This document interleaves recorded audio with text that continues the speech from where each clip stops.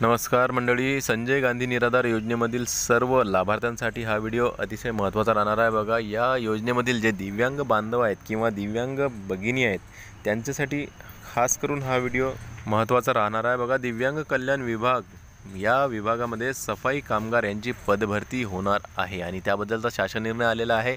आपण तो शासन निर्णय बघून घेऊया। त्यामध्ये काय लिहिलेलं आहे, पदभरती कशा प्रकारची होणार आहे, किती पदं आहेत आणि त्याचबरोबर काय काय त्यांच्या अटी शर्ती आहेत, या सर्व काही आपण आजच्या व्हिडिओमध्ये जाणून घेणार आहोत। तर नमस्कार, मी देवानंद गवांदे स्वागत करतो आपलं आपल्या लाडक्या यूट्यूब चॅनलमध्ये, ज्याचं नाव आहे टेक्निकल मराठाजी।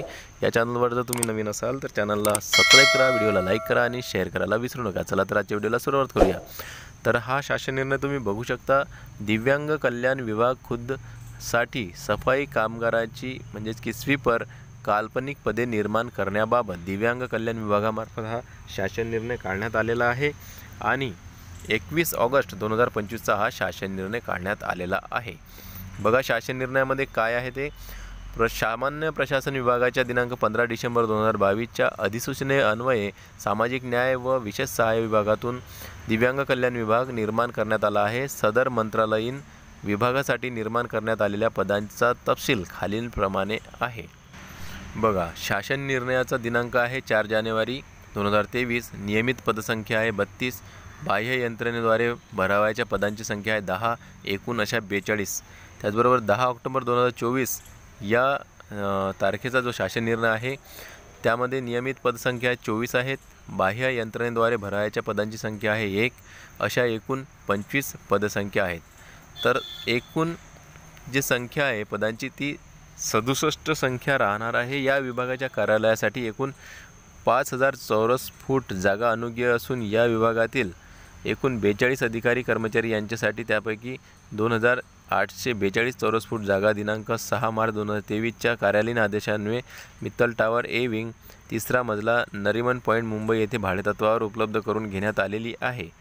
तसेच उर्वरित 25 पदावरील अधिकारी कर्मचारी यांच्यासाठी सुद्धा मित्तल टावर या 17 जून 2025च्या आदेशान्वये भाडेतत्त्वावर घेण्यात आलेली आहे।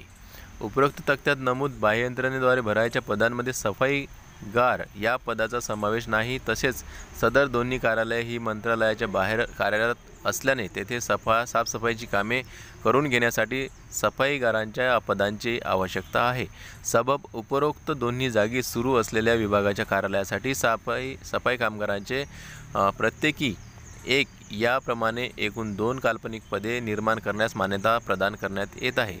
सदर मान्यता ही वित्त विभागाच्या दिनांक 2 ऑगस्ट 2016च्या शासन निर्णयान्वये विभागास प्रदान करण्यात आलेल्या अधिकारास अनुसरून निर्गमित करण्यात येत आहे। तर बघा, 2 कार्यालयात आहेत जे मुंबईमध्ये आहेत आणि या दोन्ही कार्यालयांसाठी जे की दिव्यांग कल्याण मंडळ आहे, विभाग आहे, त्यासाठी दोन्ही कार्यालयांसाठी सफाईगार म्हणजेच की सफाई कर्मचारी यांची पदे भरणे चालू होणार आहे लवकरच, कारण की हा शासन निर्णय काढण्यात आलेला आहे। तर संबंधित जे काही स्वीपर किंवा सफाईगार व्यक्ती तिथून तेवढ्यात राहत असतील तर त्यांनी जे दोन्ही ठिकाणी अर्ज चालू आहेत तर तुम्ही तिथं जाऊन ते अर्ज दाखल करू शकता आणि या ठिकाणी सफाईगार म्हणून या पदभरतीमध्ये सहभागी होऊ शकता।